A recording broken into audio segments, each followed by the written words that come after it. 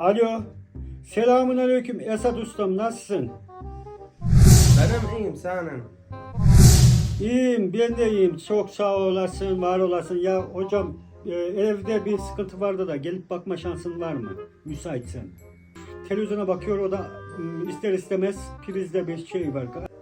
Tamam, benim iş var mı şimdi? Elektrik. Tamam Servet abi. Tamam getir, tamam. Bir saat getir, tamam.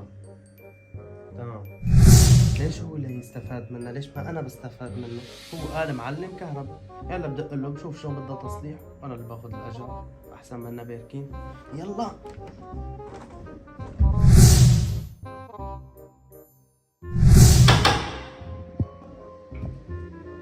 Bir dakika hocam, açıyorum hemen.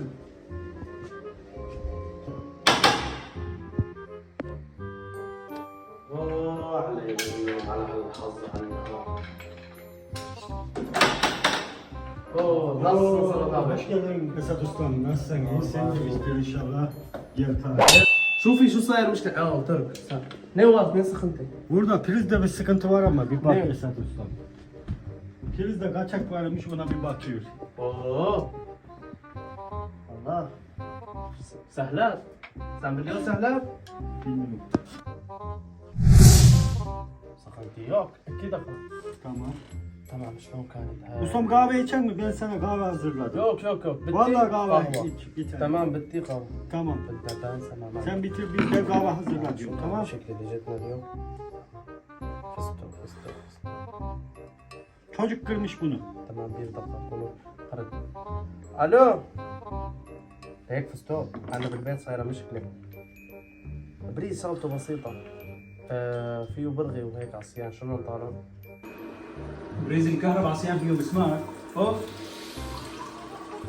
مين حط المسمار؟ ايه سهل شغلتك يا زلمه. ليك انت بس ركز معي، تمام؟ الكهرباء لاني خطره يا ابو سعود. قرب عند بريز الكهرباء، تمام؟ حط الماك عليه وشيله بسنينك، بس شفايفك دير بالك يقطعوا المسمار. ايه سهل شغلتك، بس حط سنينك وشيل المسمار، هاي شغلتك. هيك بس؟ ايه تمام اذا هيك الامور محلوله تمام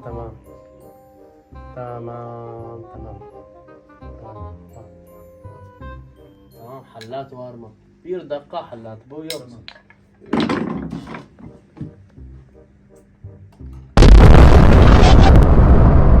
Servet abi sen nerede? Servet abi